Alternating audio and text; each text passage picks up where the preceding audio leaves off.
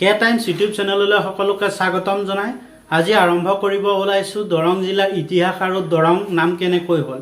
আশা কৰো ভিডিঅটি শেষলৈ চাব যদি আপোনালোকৰ ভাল লাগে তেনেহলে প্লিজ বন্ধু বান্ধৱীলৈ শ্বেয়াৰ কৰিব লগতে সাবস্ক্ৰাইব কৰিব আগলৈ এনেকুৱা ভিডিঅসমূহ পাই থাকিবৰ বাবে লগতে বেল আইকনটো দবাই দিব এতিয়া আহিছো মূল কথালৈ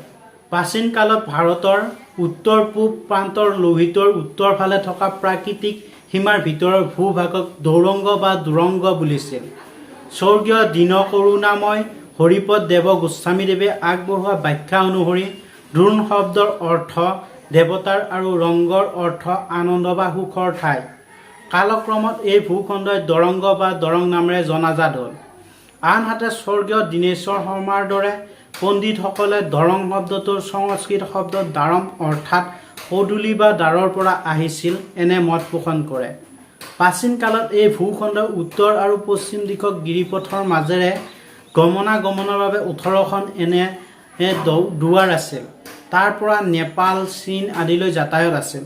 ডক্টৰ বাণীকান্ত কাকতিৰ মতে দৰং শব্দটো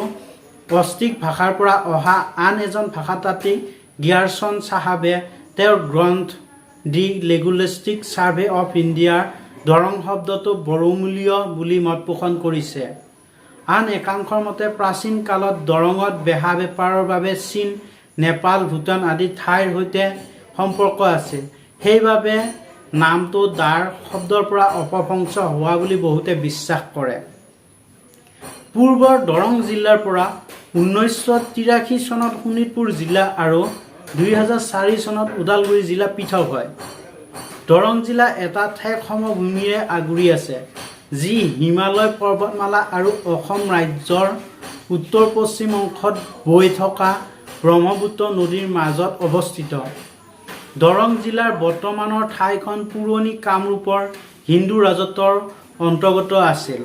মহাভাৰতত উদ্ধৃত হিচাপে 16শ শতিকাৰ আৰম্ভণিতে যেতিয়া কোচ ৰজা নৰনাৰায়ণে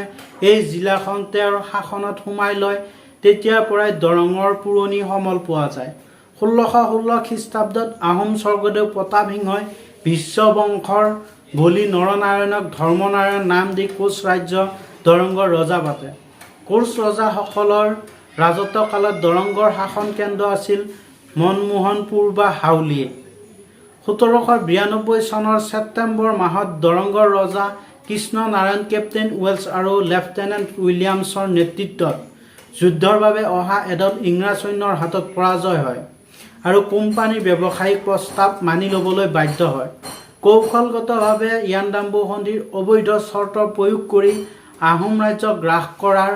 দুবছৰ পাছতে 1822 খ্ৰীষ্টাব্দৰ মাৰ্চ মাহত ইংৰাজে দৰংগৰ ৰাজ্য নিজৰ অন্তৰ্ভুক্ত কৰে 1835 চনত ইংৰাজসকলে দৰংগৰ প্ৰধান কাৰ্যালয় মংগলদৈ পাতে 1845 চনত দৰং জিলাৰ সদৰ ঠাই মংগলদৈৰ পৰা তেজপুৰলৈ উঠাই আনে আৰু 1983 চনত তেজপুৰখনেই দৰংগৰ সদৰ ঠাই হৈ থাকে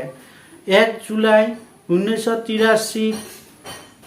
তে এতিয়াৰ দৰং জিলা গঠন হৈছিল বন্ধু বান্ধৱীসকল ভিডিঅ'টো চাই যদি আপোনালোকে উপকৃত হৈছে তেনেহলে বন্ধু বান্ধৱীলৈ শ্বেয়াৰ কৰিব লগতে প্লিজ সাবস্ক্ৰাইব কৰিব আগলৈ এনেকুৱা ভিডিঅ'সমূহ পাই থাকিবৰ বাবে প্লিজ বেল আইকনটো দবাই দিব ধন্যবাদ জয় আই অসম